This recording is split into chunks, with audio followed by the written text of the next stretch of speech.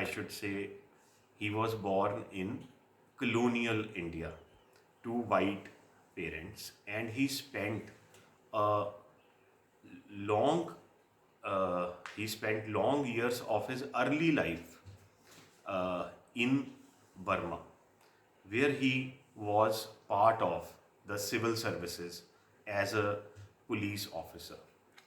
So it was during this period that he began his career as a writer, okay, and started writing about his experiences in Burma, which nowadays is known as Myanmar.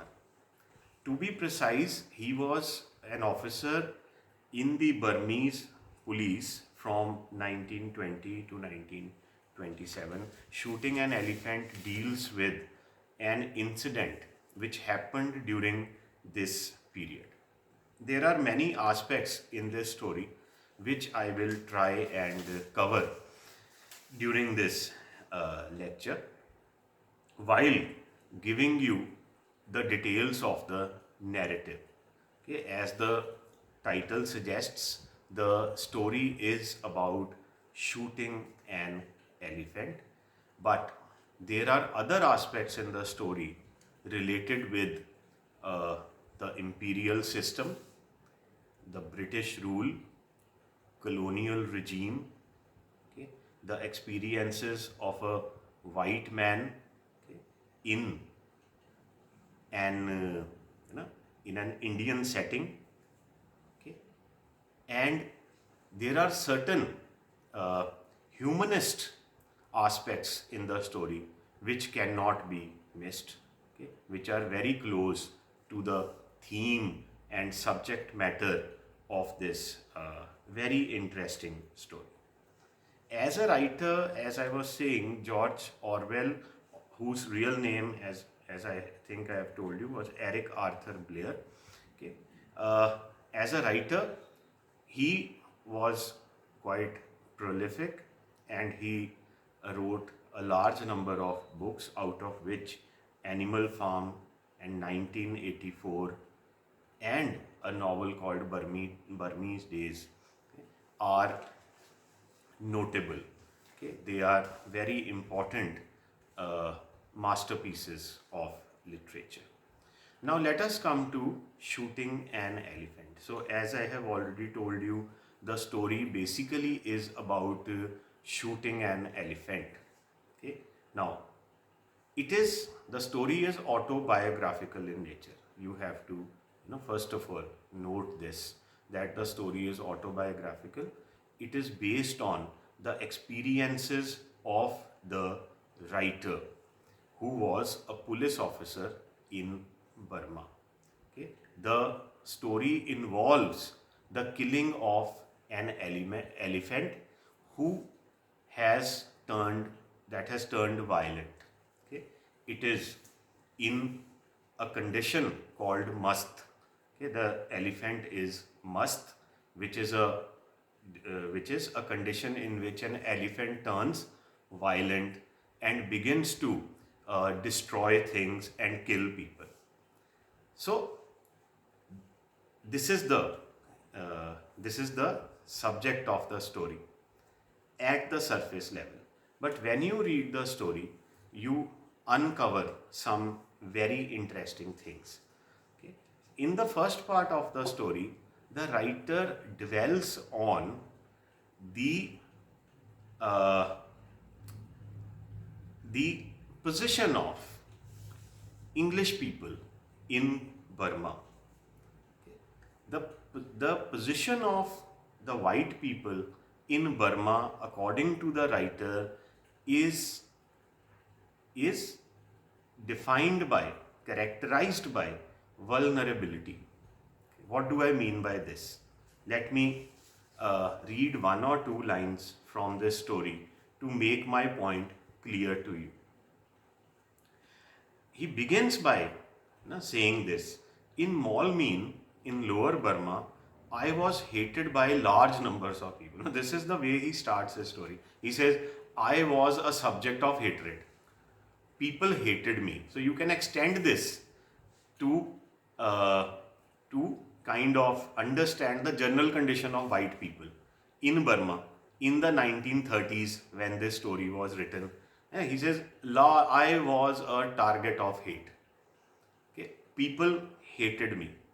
I was an officer. Okay, but there was a general mood of dislike amongst the people for the English people. The English people were not disliked, not liked. So this is the first, uh, uh, you know, point which is quite clearly brought out, and this is related with the condition of the white people in Burma. Okay, that there is a distance and an alienation among the Burmese and the British who ruled Burma during those days.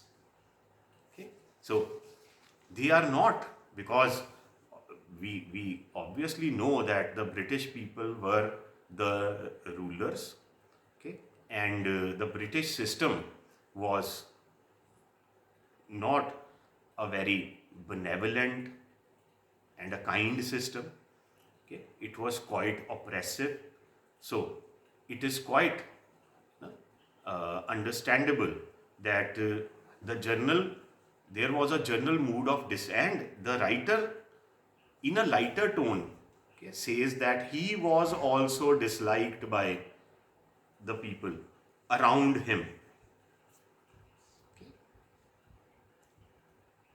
I was sub-divisional police officer of the town, and in an aimless, petty kind of way, anti-European feeling was very bitter.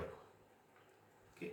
People did not have the guts to express their dislike, their hatred, okay, their abhorrence for the British openly.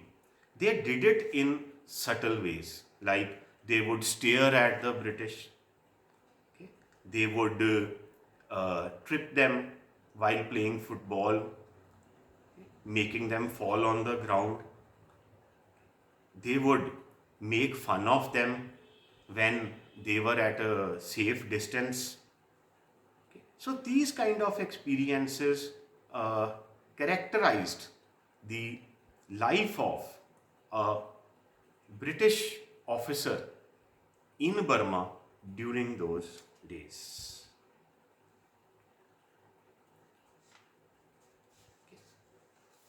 Now, coming to the next. While he makes it quite clear in the beginning that Burmese people and the British were not on friendly terms, there was a sense of alienation between them. He also expresses his disapproval of the British system.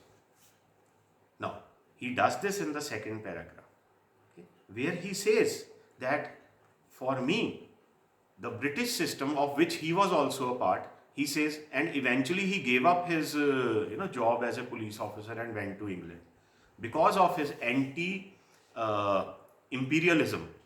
Okay, he was against imperialism. Okay, and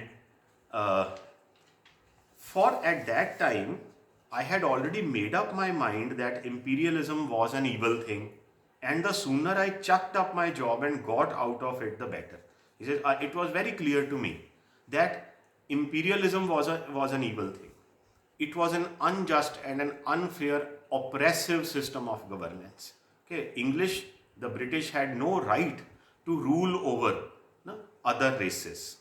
So Orwell basically was a person with a very high sense of justice. His other writings, okay, are his writings like Animal Farm and 1984, okay, are against totalitarian regimes and oppressive systems of governance, which are violative of the basic principles of justice and fairness. So he says that I did not like imperialism. It was an unjust system. Okay. So look at his situation. He says the local people don't like him, and he does not like the system of which he is a part, which by which I mean the British imperial system. And by 1930s, you know that imperialism was slowly moving towards its end, because India itself became free, okay, during in the next middle of the next decade, 1940s. So it was already, moving towards its end. So it is in this phase of history that this story takes place. Now, the story in itself is quite light and funny. I shouldn't say it is funny because it involves the death of an animal, but the way it is narrated, okay, there is some levity about it, some lightness about it. Okay, because as far as the central point in the story is concerned, the writer tries to emphasize that he did not want to kill the elephant. The elephant did not deserve to be killed. Now note my words. He did not want to kill the elephant. The elephant did not deserve to be killed. But it was his situation as a British officer which compelled him to kill the elephant. So it is in a way a critique of British imperialism, because he says, what he means to say is that imperialism as a system dehumanizes you. Imperialism आपकी इंसानियत को और जिनके ऊपर आप rule कर रहे हैं उनकी इंसानियत को खत्म करता है. He says, I didn't want to kill the elephant. He had no intention of killing the elephant. So what made him kill the elephant? This is what the story is all about. He says, now let us begin with the story. One day something happened which is in a roundabout way was very enlightening. It was a tiny incident in itself, but it gave me a better glimpse than I had before of the real nature of imperialism. So it is not about an elephant, it is about imperialism. He says, I am going to narrate an incident, and this incident made the true nature of imperialism clear to me. What is imperialism? It became clear to me through this incident of the elephant, involving the elephant. Okay, I am reading this very interesting line once again. One day something happened which in a roundabout way was enlightening. It was a tiny incident in itself, but it gave me a better glimpse than I had before of the real nature of imperialism, the real motives for which despotic governments act. Early one morning, the sub-inspector at a police station the other end of the town rang me up on the phone and said that an elephant was ravaging the bazaar. Now this is how the story begins. He says, I received a phone call from the other end of the town, and a sub-inspector informed me that an elephant has suddenly turned violent and the elephant is ravaging and devastating whatever is coming in his way. Now, there are three parties to the story. The police, the narrator, George Orwell, who is a police officer and who receives the report that there is an elephant who's, ravaging everything, who has become must. And second is the people, the local people. And third is the elephant. And the story is very ironic. It is full of contradictions, in which the elephant becomes the victim. The guilty consciousness of the writer increases manifold because he's already quite guilty. Okay, he suffers from a sense of guilt that he's part of a very oppressive system. That British system is despotic, it is unjust, it is oppressive, it is unfair to the local people. It should not be there. Okay, so he's already under a tremendous sense of guilt, and finally this episode of the elephant happens, and as I have said, he kills the elephant without any intention of killing it. Unwillingly, he kills the elephant. So this is the story of killing the elephant and the guilt associated with it, and how is imperialism responsible for the killing of the elephant. Okay. So he says, I received this report, and I was told that there is an elephant that is on a rampage. It is killing people, destroying huts, okay, and it is it has turned very violent. Okay. It has broken its chain and escaped. Okay. And the caretaker of the elephant, who can control the elephant in these situations, is not anywhere near, and it will take him 12 hours to reach. By that time, okay, people cannot, a lot of destruction could possibly be done. The Burmese population had no weapons and were quite helpless against it. So it required the intervention of a police officer. So he leaves his office and goes to the area uh, on a hillside, down a hillside, where the elephant was last spotted. But the elephant is not there. By the time he reaches, the elephant is not there. So he now makes a few stray comments, and he says that this is invariably the case in the East. The story always sounds clear enough at a distance, but the nearer you get to the scenes of the events, the vaguer it becomes. Some of the people said that the elephant had gone in one direction, some said it had gone in another direction, some professed not even to have heard of anything. So there is no clarity. There is commotion. No one is clear. Okay, some people say the elephant has gone on one side, some say it has gone the other side, and some people say there was no elephant. So he says that the communication gap between the locals and the rulers, okay, did not allow communication to take place. And even in this situation, critical situation, okay, there was a lot of ambiguity.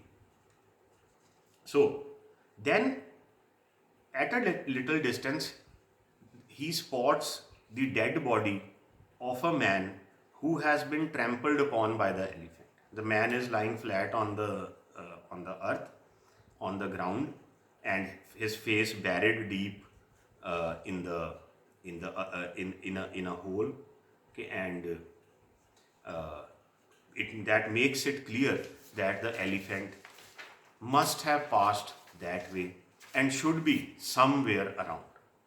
Then it is reported that the elephant is in the paddy fields below. Now this brings us to the last part of the story where the elephant is actually killed. So the elephant is spotted in the paddy fields, and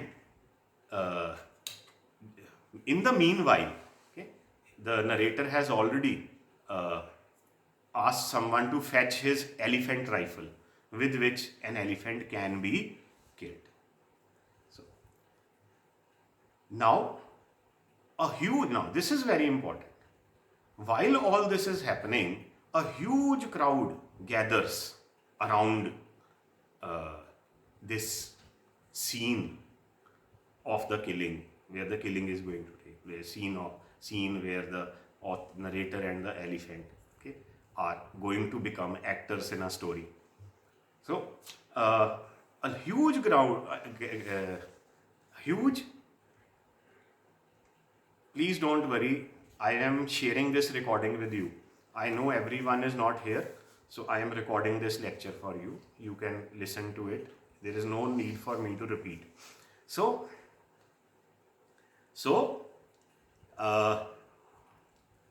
now, whenever he talks about the local people, okay, it seems that he has a sense that these people are basically vulgar, okay, that they are illiterate, vulgar people who are excited by the very possibility of seeing the elephant killed.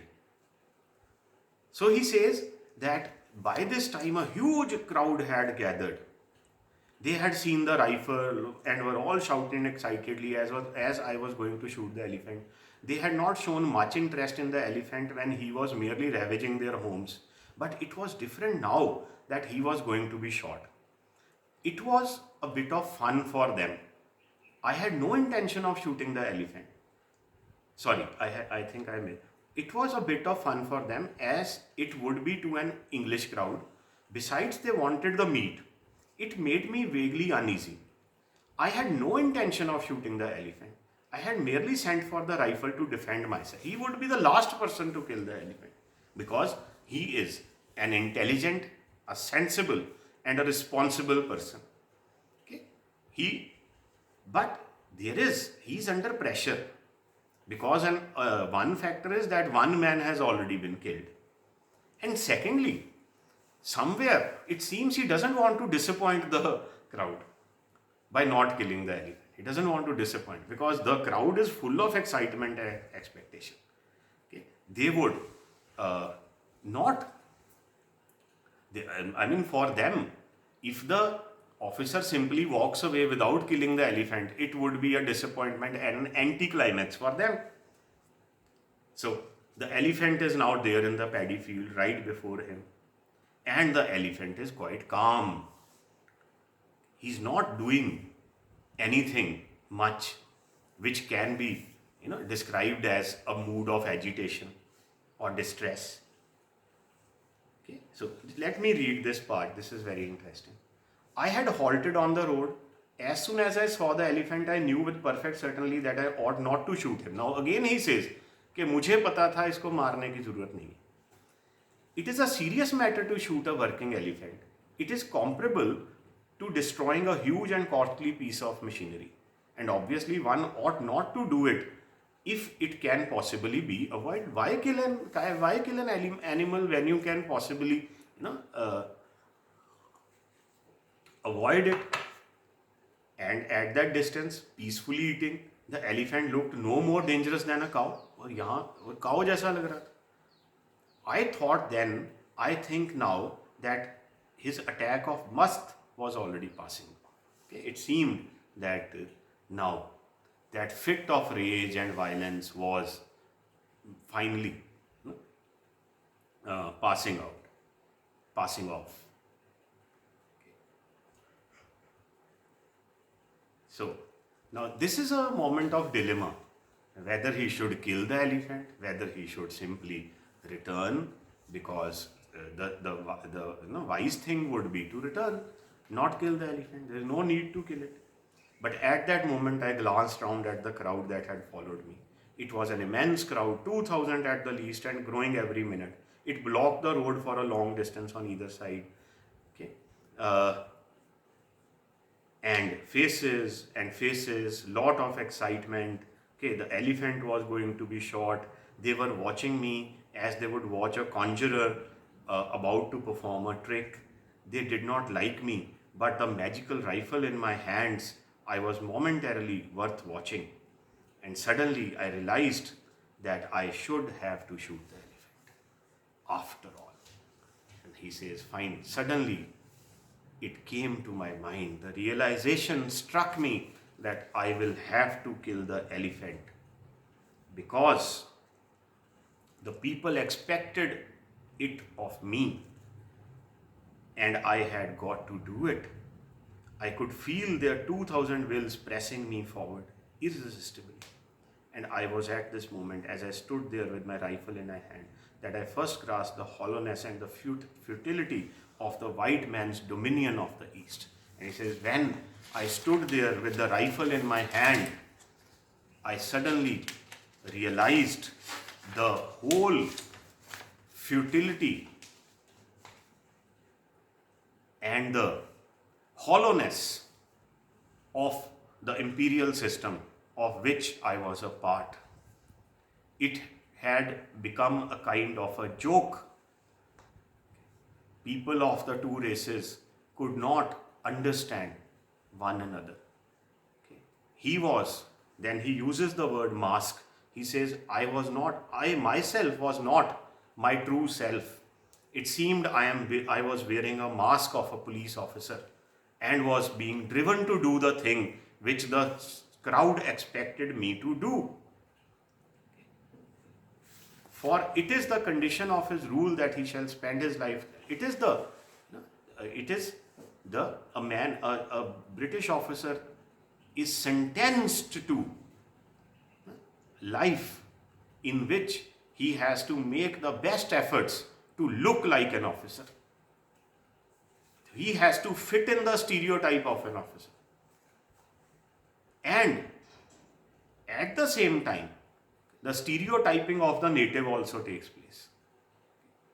So both the parties indulge in some stereotyping of one another. जो natives हैं वो British को इंसान नहीं, उसको officer की तरह देखते हैं. He has a certain, he has to fit into some parameters of being an officer. So this is a very ironic situation in which he finds itself. And then he says, I dreaded that if I walked away, they would laugh at me. It would be very un-officer-like if I didn't. Now the elephant is harmless at this moment. He's not doing anything. I did not want to shoot the elephant. I watched him beating his bunch of grass against his knees with that preoccupied grandmotherly air that elephants have. It seemed to me that it would be murder to shoot him. So he has all sorts of moral compunctions, sense of guilt, which stop him from killing the elephant. There is a inner conflict in the narrator's mind, but everything is narrated in a very light-hearted way. Before he kills the elephant, there is a lot of self-reflection. There are 3 paragraphs devoted to his confusion, his doubts, his dilemma. It was perfectly clear to me what I ought to do. I ought to walk up to within, say, 25 yards of the elephant and test his behavior. If he charged, I could shoot. A sensible thing would be कि मैं elephant के नज़दीक जाऊं, अगर वो aggression दिखाए तो मैं वहाँ से भाग लूं और उसको शूट कर दूं. But then there is a practical difficulty also, because the ground is soggy and he says, I may not get a chance to run away if the elephant charged me. So it is in the midst of all this that finally he picks up his gun and he shoots the elephant somewhere in the head, quite ignorant and oblivious of the fact कि elephant को दिमाग, अगर elephant को मारना हो, you have to, the best way is to shoot him in the ear. Okay. He's not even trained to do that, and this results in a lot of agony for the elephant.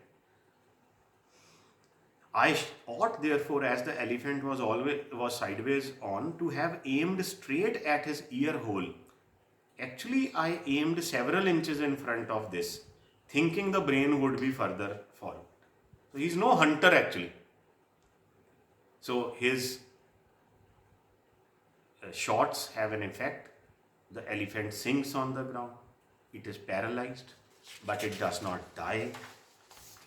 And finally the death comes, and there are these 2-3 lines which are suggestive of the huge gap between man and animal. Killing the elephant becomes such a huge task. The elephant doesn't die after repeated shots from his rifle. He shoots the elephant where he thinks his heart would be. The blood oozes out, but the elephant still continues to breathe. This is quite painful for the writer. And then he was dying very slowly and in great agony, but in some world remote from me where not even a bullet could damage him further. He says, in death, in life, the animal was alone, just as I was alone, just as the natives were alone. we were all actors in a in a farce, in a comedy, okay, which the meaning of which was not clear to us. But what happened was that the elephant did die. So this is what shooting the elephant is all about. I have tried to deal with some important aspects of this story.